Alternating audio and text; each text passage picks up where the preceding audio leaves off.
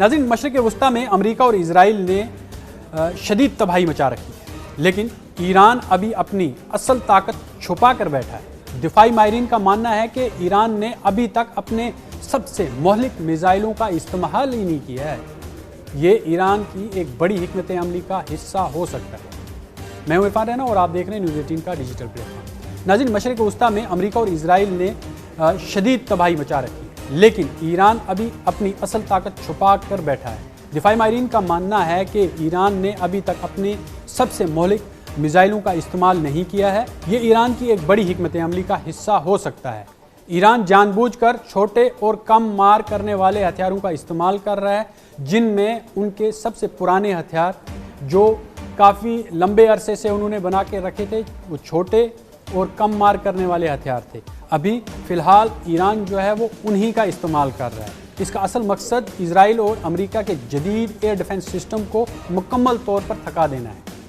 जब आयरन डोम और पेट्रियट जैसे सिस्टम्स अपनी महंगी मिसाइलें ख़त्म कर लेंगे तो ईरान अपना सबसे बड़ा और तबाहकुन हमला करेगा। ये अमेरिका और इजराइल के लिए एक बड़ा जाल साबित हो सकता है। जब एटमी मिसाइल सिस्टम, जितने भी ये एंटी मिसाइल सिस्टम हैं या जितने भी रडार जैम करने वाले सिस्टम हैं या फिर जितने भी मिसाइल इंटरसेप्टर सिस्टम हैं, ये मुकम्मल तौर पर थक जाएंगे तो ईरान की जो फतह है, वो फतह जैसी जो मिसाइल है, हाइपरसोनिक मिसाइलें हैं, असल तबाही मचाएंगी। और ईरान के जो कमांडर हैं उन्होंने ये वाज़ह एक वीडियो पैगाम जारी करके कहा है कि हम अभी उन हथियारों का इस्तेमाल कर रहे हैं जो बहुत पुराने हैं, लेकिन हमारे पास में इस तरह के भी हथियार हैं जो अमेरिका और इजराइल को भी पता नहीं, दुनिया को हमने उनके बारे में कोई इन्फॉर्मेशन ही नहीं दी है।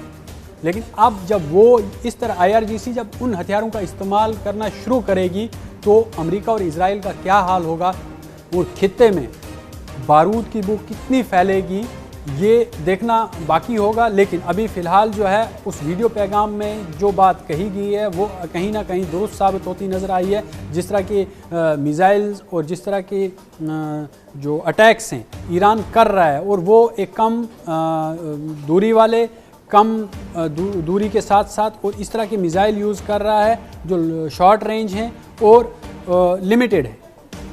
अब इस बात से ये साफ हो जाता है कि ईरान पुराने हथियारों का इस्तेमाल कर रहा है, लेकिन अब उन्होंने कहा है कि हम उन हथियारों का भी इस्तेमाल करेंगे जो ईरान ने अभी तक ना दुनिया को बताया है और वो ना अमेरिका को पता है ना ही इजराइल को पता है। वो तबाहकुन हथियार जो है वो हम शायद आने वाले टाइम में इस्तेमाल करेंगे, क्योंकि ये जंग जो है ये बहुत आगे चलने वाली है, ये यहीं पे नहीं रुकेगी। ये खित्ता अब पूरा जो है जंग में आ गया। इस सऊदी अरब होगा चाहे बहरीन हो, क्योंकि सबसे बड़ा मामला था जो बहरीन की जो एयरबेस थी और दूसरी एयरबेस जो है वो दोहा के अंदर जो एयरबेस थी, ये इंपॉर्टेंट बेसिस हैं अमेरिका के लिए फ़िलहाल अगर जंग की बात करें, क्योंकि अब्राहम लिंकन वहीं से रिलोड होता है, वहीं से रिफ्यूल होता है, वहाँ मिसाइल जितने भी मिसाइल रिलोडिंग है सिस्टम है वो उनके पास है। लेकिन अगर बहरीन का जो एयरबेस है वो वहाँ पर ख़त्म हो जाता है और वहाँ पर जो तबाही मचाई है अभी फ़िलहाल ईरान ने, अगर ये ख़त्म हो जाता है तो अमेरिका के लिए रास्ते बंद हो जाएंगे। उनका इब्राहिम लिंकन हो या जेराल्ड फोर्ड हो, ये धरे के धरे रह जाएंगे, ना ही रिफिलिंग हो पाएगी और इनके लिए एक बहुत लंबा सफ़र तय करना पड़ेगा। जबकि दूसरी तरफ से जो स्ट्रेट ऑफ हॉर्मस है वो भी बंद कर दिए गए। अब इस सफारती हिकमत अमली ने पूरी दुनिया की जो है ये तशवीश में इजाफा कर दिया है और ईरान इस मुमकिन जंग में बड़ी चालाकी से काम ले रहा है।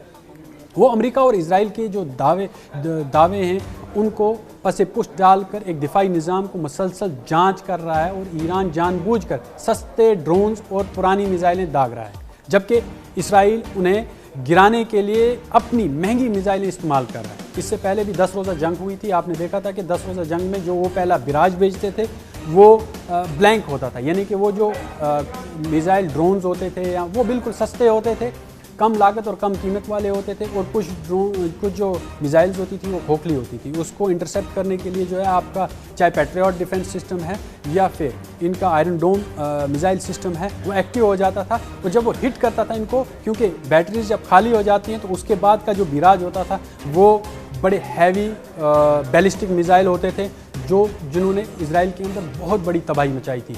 ये वही स्ट्रेटजी है इस बार भी ईरान इस्तेमाल कर रहा है। जो पुराने ड्रोन्स हैं, उन्होंने अभी तो शायद सीरीज़ के ड्रोन्स मुझे नहीं लगता इस्तेमाल किए होंगे, बहुत कम ड्रोन्स हैं वो दिखाई दिए जो रडार पे आए हैं, बाकी चीज़ें, लेकिन अभी फ़िलहाल शाहिद सीरीज़ की जो उनके सबसे मोहलिक और ख़तरनाक ड्रोन्स हैं वो अभी ईरान ने इस्तेमाल पूरी तरह से नहीं किए हैं। एक वक्त ऐसा आ सकता है जब इजराइल के पास इंटरसेप्टर जो मिज़ाइल जो हैं उनकी शदीद कमी हो जाए। इस कमी का फ़ायदा उठाकर ईरान अपने सबसे ख़तरनाक हमले कर सकता है और ये करेगा ईरान, क्योंकि इस वक्त जो सुप्रीम लीडर हैं, जिस तरह से ईरान में उनकी शहादत हुई, जिस तरह से इजराइल ने उन्हें हमला करके और ये भी टाइम गेन करके सारी एक तरफ से सफारतकारी जारी रखी, दूसरी तरफ से अचानक उन्होंने हमला किया ईरान के ऊपर। वो भी ईरान के अंदर जब तक इस तरह के टीरिएटर्स गद्दार नहीं हैं, वो इंफॉर्मेशन और कोऑर्डिनेट्स जो बराबर इजराइल के पास थे, जिसके बाद इजराइल ने ये एक स्टीक हमला किया, क्योंकि जो सुप्रीम लीडर थे वो उस पर एक मीटिंग के लिए आए, जहाँ पर इस वक्त रिपोर्ट्स के मुताबिक ये सारी सिचुएशन बनी कि सब लोग एक जगह मीटिंग में थे और जो पासदारान इनकलाब गार्ड कोर के जो बड़े अहदेदार थे, बड़े अफसरान थे, जर्नल्स थे, वो उस मीटिंग में शामिल हुए। उसी टाइम इजराइल ने ईरान को हिट किया। इसकी ये साफ एक झलक नज़र आती है कि ईरान के अंदर गद्दार मौजूद हैं जो इंफॉर्मेशन जो है वो इजराइल और अमेरिका के साथ शेयर करते रहे हैं। अब ईरान इसकी कैसे जांच करेगा या इसकी पूरी जो इंफॉर्मेशन है वो किस तरह से गैदर करेगा, किस तरह से वो अपना फ़िलहाल अभी जो जंग जारी है और ऐसे में वो इंटरनल इंक्वायरी तो चल रही होगी, सब चीज़ें अंदरूनी तौर पे चल रही होंगी। रिपोर्ट्स के मुताबिक कि अभी ये सारी चीज़ें जो हैं ये पस पर्दा रखी गई हैं और जो इस वक्त मेन फोकस है वो जंग पर है, क्योंकि इजराइल और अमेरिका लगातार जो है वो बमबारी कर रहे हैं ईरान में। अब हम ईरान की बात करते हैं। ईरान के पास फतेह जैसी ख़तरनाक हाइपरसोनिक मिसाइलें मौजूद हैं। इसके अलावा खैबर जैसी भारी बैलिस्टिक मिसाइल्स भी हैं।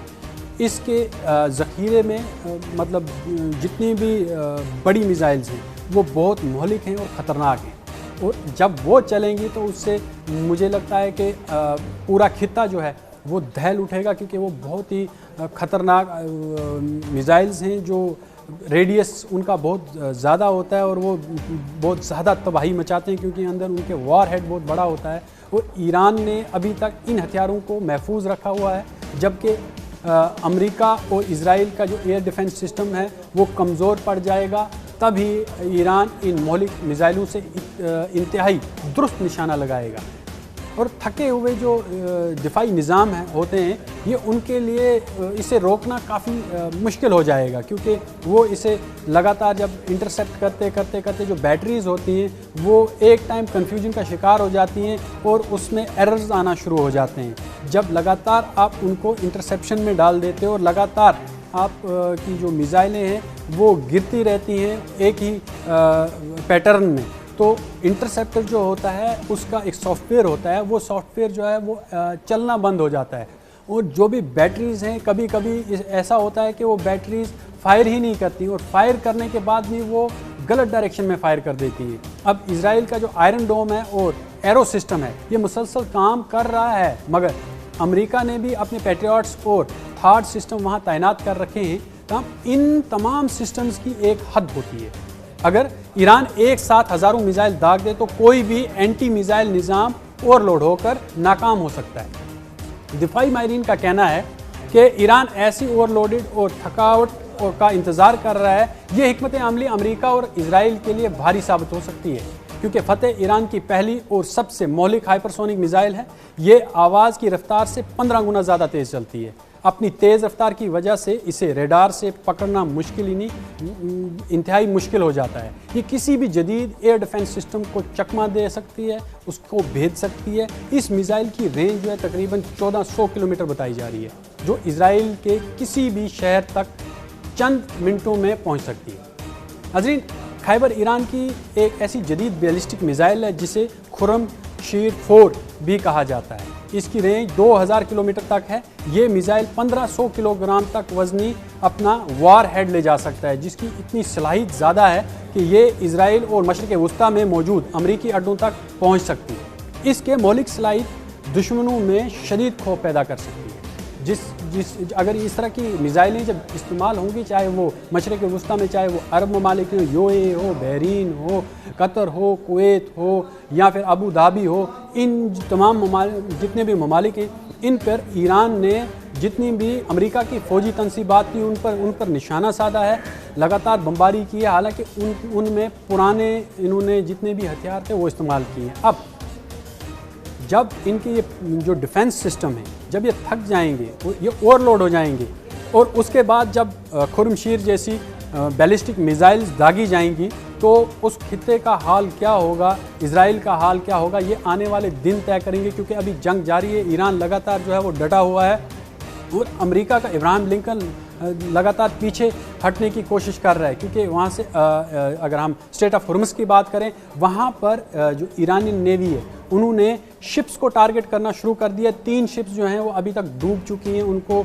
लगातार पहले अल्टीमेटम दिया गया, पहले कहा गया कि स्ट्रेट ऑफ हॉर्मुज़ जो है वो हमने क्लोज़ कर दिया है, बंद कर दिया है, अब इस तरफ आने की आप हमाकत ना करें। अगर कोई भी शिप इस तरफ आता है, कोई भी बहरी जहाज़ इस तरफ आता है या टैंकर इस तरफ आता है, तो हम उसे टारगेट बनाएंगे। लेकिन कुछ टैंकर्स ने कोशिश की थी, उन्हें ईरान ने फौरी कार्रवाई करते हुए हिट किया, और वो तीनों के तीनों रिपोर्ट्स के मुताबिक डूब चुके हैं। और एक लंबी कतार जो है वो लगी हुई है समुंदर में इस वक्त टैंकर्स की, जो वहाँ से गुजर नहीं सकते। अब एक तो माशी बहरान तो यूरोप के अंदर खड़ा होगा ही होगा, ये आलमी मंडियों के लिए भी एक बहुत बड़ा इस वक्त चैलेंज है। क्योंकि तेल की कीमतें जो हैं वो आसमान पर जा सकती हैं। अभी लगातार 18% के करीब जो है वो तेल की कीमतें बढ़ गई हैं सिर्फ एक ही दिन में।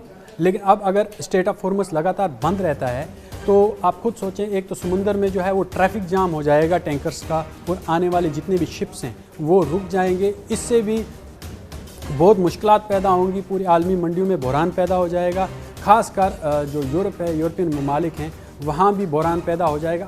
अब सबसे बड़ी बात यह है कि ईरान ने अपनी दिफाई ताकत को दिखाने के लिए और अपनी ताकत को दिखाने के लिए साइप्रस पर भी हमला किया है। इससे अब ये अपना जो ब्रिटेन है या फिर फ्रांस है या फिर हम जर्मनी की बात करें, वो खौफज़दा है। लेकिन दूसरी तरफ जो अमेरिका है, वो लगातार अमेरिका क्या कर रहा है, वो अपने हिमायतियों को इकट्ठा करने की कोशिश कर रहा है, उनसे मदद मांग रहा है। अगर एक सुपर पावर अपने इत्तेहादियों की मदद मांगना शुरू करे, वो भी एक मुल्क लगातार 8 से 9 ममालिक के साथ में बैक वक्त जंग लड़ रहा है, वो ईरान है जो अभी टिका हुआ है। लेकिन वहीं सऊदी अरब की बात करें, जॉर्डन की बात करें, या जितने भी मुस्लिम ममालिक हैं, यूएई की बात करें, कतर, कुवैत, बहरीन की बात करें, ये लोग लगातार अमेरिका के साथ खड़े हैं। इन्होंने अमेरिका की हिमायत की। उन्होंने लगातार, जिस तरह से रिपोर्ट्स हैं कि मोहम्मद बिन सलमान ने ट्रंप को ये फोर्स किया है, बार बार कहा है कि आप जो हैं वो ईरान पर हमला करें, क्योंकि ये अपनी इजारादारी जो है वो कायम रखना चाहते थे पूरे खित्ते में। लेकिन वहीं इज़राइल है, इज़राइल ईरान जो ये जंग है ये इसलिए भी जारी है क्योंकि इज़राइल के लिए ईरान एक थ्रेट था। क्योंकि इज़राइल जो है वो खित्ते में जो है अपनी इजारादारी कायम करना चाहता था। वो अपना जो ख्वाब है उसका ग्रेटर इज़राइल, उसको पनपने, उसको जो पाई तकमील तक पहुंचाने के लिए, पनपने के लिए उसको ईरान का खात्मा ज़रूरी था उस खित्ते में। जिस तरह से गज़ा के अंदर लगातार पहले बमबारी की इसराइल ने, उसे कब्ज़ा करने की कोशिश की, वहाँ बच्चों को, नौजवानों को, औरतों को, हॉस्पिटल्स को निशाना बनाया, स्कूलों को निशाना बनाया। आप इसमें एक बात और है, जो पहला हमला हुआ था ईरान के ऊपर 2 दिन पहले, उसमें इन्होंने सबसे पहले इज़राइल ने स्कूल को टारगेट किया, जिसमें करीबन 85 से ऊपर जो है वो तुलबा शहीद हो गई।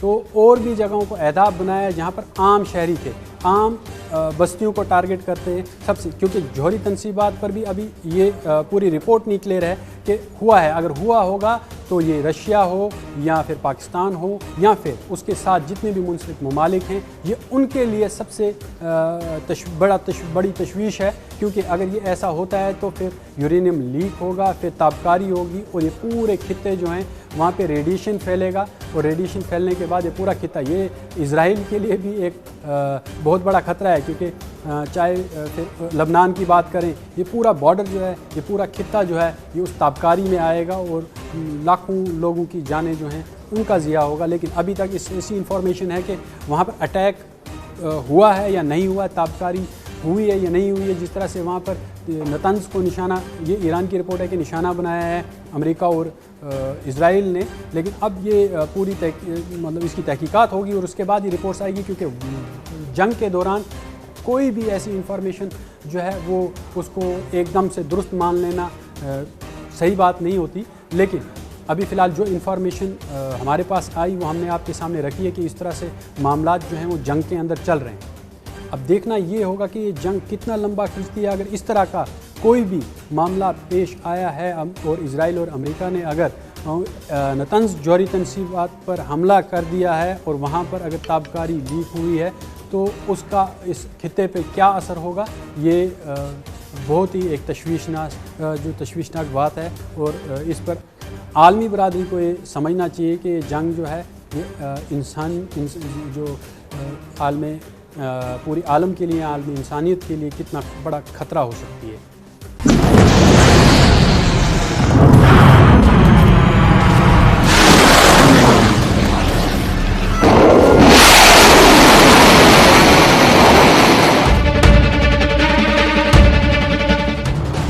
ये है न्यूज़ 18 नेटवर्क और आप देख रहे हैं न्यूज़ 18 उर्दू। हमारी पहुंच, आपकी ताकत।